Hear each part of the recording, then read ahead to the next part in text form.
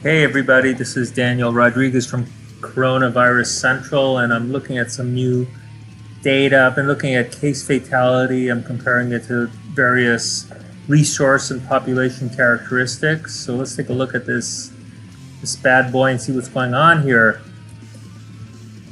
So if you look at this chart, hospital beds per 1,000 individuals in a country is in dark blue. We have the case fatality from highest to lowest going from left to right. So this is basically the probability of dying if you have the coronavirus. The orange line here is the proportion of your population that's greater than 65, and then we have hospital beds in blue. It's hospital beds per 1,000 individuals, and we have population density here is people per square kilometer.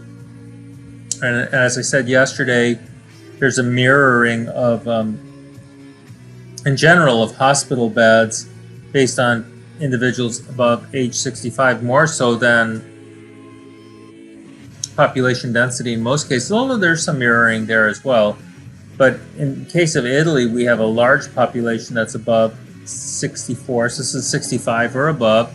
The hospital beds are from 2015. That's the last data we have, and that's from the World Health Organization, which is nice in a sense because it actually helps create a predictive model because we have temporal precedence, number of hospital beds preceding the coronavirus itself, and data on people above 65. But if we look at this, we see that the hospital beds pretty much mirrors the elderly population.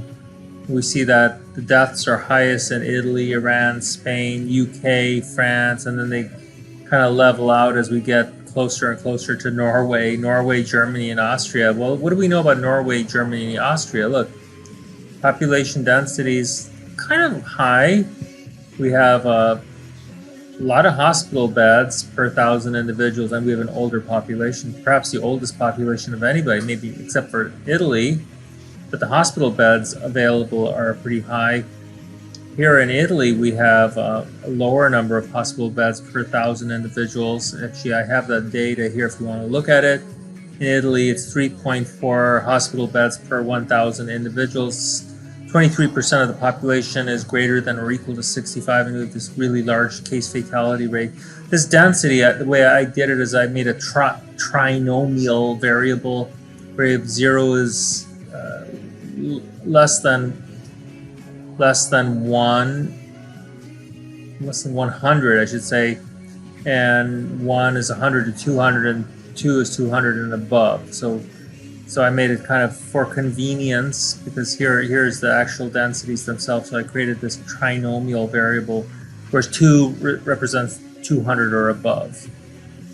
So and I spoke to some people from Italy who were very upset about me characterizing this as, well, Italians have a lot of deaths, and they're saying, well, the way that deaths are recorded in Italy may confound this issue, in that if coronavirus is listed on the death certificate, that the death is automatically thought to be due to coronavirus when it may not be. So that's something to take into account. In statistics, we depend on the data we're given. In a death certificate, you have multiple levels of data. You have the presenting problem and then the actual cause of death, which may precede the presenting problem. Like, my father died of a heart attack, but he had an underlying condition that led up to that heart attack. So you have to look at these death certificates in very thorough fashion. So, but as far as we know, the hospital bed issue is a reflection of investment in the population, and that, these are what the data say. I'm not trying to be biased against any country or anything, but it seems like if you have better healthcare, you're less likely to die. That's what it's showing here, even in countries that have high population density.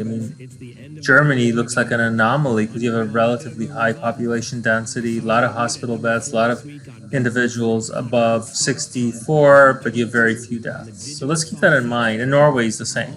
So, and And again, this changes every day because we don't know how many people are going to die because it takes a little while for the disease to run its course. But anyway, this is Daniel Rodriguez from Coronavirus Central. I hope you have a good night and be safe.